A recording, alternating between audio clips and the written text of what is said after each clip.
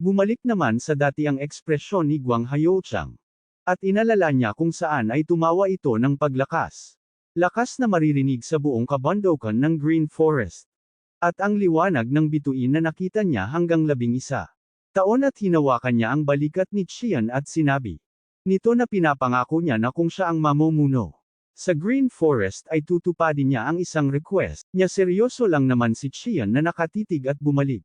Tayo kung saan sinabi ni Guang Hayochang na ang Merm Alliance at Demonic Cult ay nagsimula ng maglaban at ito sa mapupunta sa malawak na digmaan at kung mangyayari. Yun ay ang Green Forest ay pipili kung saang panig. Ito kakampiyon ang rason kung bakit ang Green Forest ay dapat maging kilala pa at kung pwede lang akong pumunta sa sentro ay may pagkakataon akong mapipili.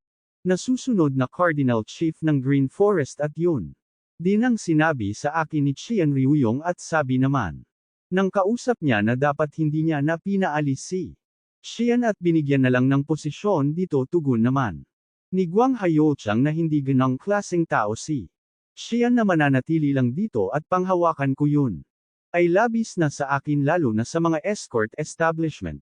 At nakikita ko rin ang Crimson Supreme Star Ruler na nagliliwanag sa kanyang ulo. Alam mo ba kung ano ang iniisip ko ng oras na yun ay siya ang taong mapipili upang maging Star Supreme Ruler o baka siya nga talaga.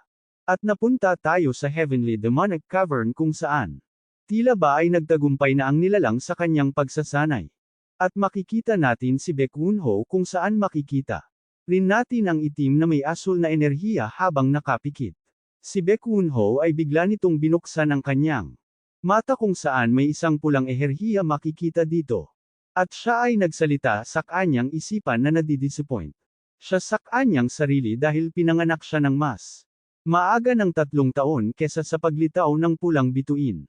At sinabi niya rin sa akin na ang tao aabutan ng ilang taon bago makita ang tunay na itsura ng bituin at ang mas maaga ng 3 taon ng paglitaw ng bituin na yun ay makakakuha rin ng enerhiya ng butuan na yun. At maging Star Supreme Ruler at makikita natin na tuluyan nang ang lumabas si Baek Won-ho sa Heavenly Demonic Cavern at sa kanyang isip nang marinig niya yun ay napagdesisyonan ko na tumakas bilang aliping sundalo at maging isang Star Supreme Ruler. At habang lumilipad si Baek Won-ho para makaalis ay makikita natin na umalis na siya sa ilalim ng tubig kung nasaan ang Heavenly Demonic Cavern. At habang lumilipad siya ay makikita din natin ang hugis dragon na kanyang enerhiyang pinapalabas. At lumapag na nga siya sa lupa at habang nakatayo siya ay lumalabas ang kanyang enerhiya kung saan kumakalat ito sa buong paligid at napangiti ito ng parang baliw. At sinabi niya 3 taon na rin ang nakalipas at tinignan niya ang pulang bituin kung may nagbago ba dito dahil hindi niya ito nakakalimutan ng pumasok siya sa Heavenly Demonic Cavern. Ang Star Supreme Ruler ay nag-exist lamang para sa akin kaya wag mo nang isipin pang pumili ng iba bukod sa akin dahil hindi ko sila mapapatawad na kunin ang para sa akin at may maririnig tayong nagsalita na sa wakas daw ay na ang kanilang captain at ang pulang butuan ay ginawa lang para sa kanya. At ang lahat ay iniwan sa kanya ng The Heavenly Demon. At tinanong niya ang taong hindi makita na kung ang preparasyon daw ba ay ayos na at sinagot naman ng tao na hindi makita na nakahanda nito ang lahat. Hinihintay na lang ng lahat ang iyong pagbabalik at sinabi naman ni Baek Won-ho na maganda daw yun at ngayon daw ay sisimulan na nilang gumawa ng panibagong era ng The Demon Cult at lumipad na nga ito papalayo na punta tayo kung saan natapos na ang ulan at sumikat na ang araw. At may maririnig tayong nagsasalita na 5 lalaki at 3 babae ay nagpapossess parehas ng martial arts strategy at literacy. At ang susunod na henerasyon ng leader ng Jangho ay tinatawag na 5 dragons at 3 phoenix at ang 5 pinakamagagandang babae sa Merm ay tinatawag na 5 flowers at 12 na mga kabataan na obsessed sa martial arts ay tinatawag na 12 moons of Jangho. At may iisang tao lamang ang kasali sa lahat ng grupong ito at tinanong naman ng may pulang buhok na sinasabi niya daw ba ang babaeng yun. Sumang-ayon naman ang may puting buhok. At sabi pa nito na ang tawag sa babaeng yun ay The Sword Phoenix Asher Flower Crescent Moon. Ito ang mga pangalan na kilala siya. Nakangiti naman ang may pulang Buhok at sinabi nito na maganda siya kahit na nagpapanggap. Siya bilang lalaki walang tao sa mundo ang makakalimot sa kanyang muka kahit isang beses lang nila itong makita. At nagsalita naman ang babaeng ito na kung ganun daw. Ang Sichuan branch ay lalabanan ang demonic cult merong pagkakataon na 12 beses na sinubukang atakihin ang demonic cult sa 100 o higit pa kaya ano kaya ang bagong maipapanganak ngayon sa kasaysayan tanong nito sa kanyang sarili at may nagsalita naman sa kanyang likodan na hindi pa daw ba natural ito lahat na bigla naman ang babae.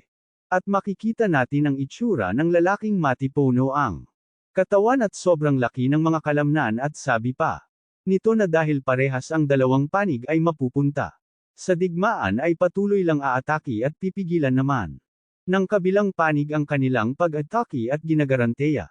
Kusay nyo natatakbo ang mga yon na parang aso na tago ang kanilang mga buntot sa pagitan ng kanilang mga paa at tinawag naman ito ng babae ang lalaki at nakangiting tumugan naman ang lalaki at tinanong ng babae kung ano ang itsura niya ngayon sinagot naman ito ng lalaki ng nakangiti na tulad peren ng dati ang iyong itsura dahil sumuot ka ng damit pang lalaki ay mukhang lalaki ka naman at sabi naman ng babae na mukha siyang babae dahil alam niya at wag siyang magkakamali. Sa pagtawag sa kanya sabi naman ng lalaki na wala namang ibang tao dito kaya hindi na yun kailangan pa dahil dito ay nagalit ang babae kinabahan naman ang lalaki.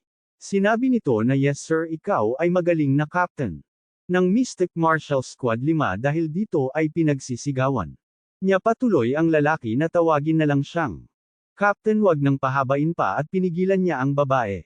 At sinabi nito na bakit naman ang isang captain ay tatawagan siyang adyoshe na hihiyang sumagot naman.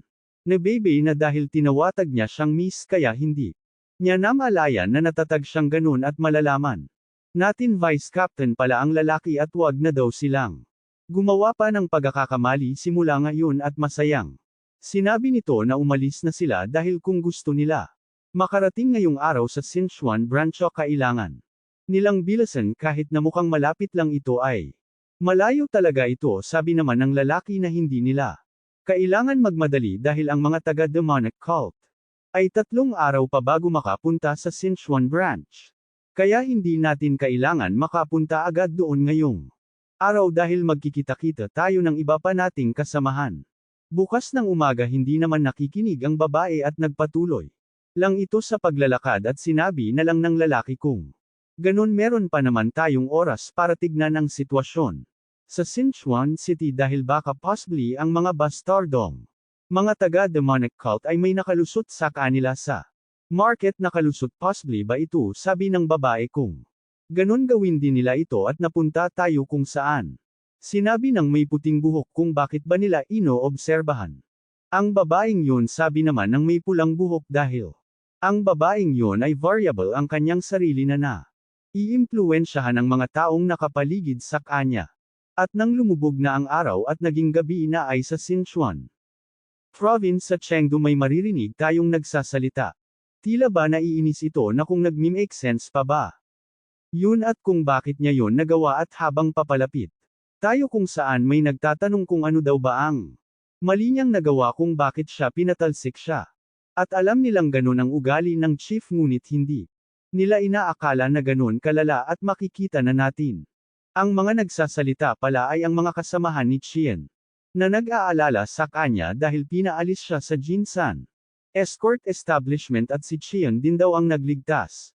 Sa kanila na muntikan na daw silang pugutan ng ulo at ibinalik pa daw nila ang mga bangkay at kinain na sana. Yun ng mga lobo kung hindi dahil sa kanila at imbis nabigyan siya ng gantimpala ay pinaalis siya yun.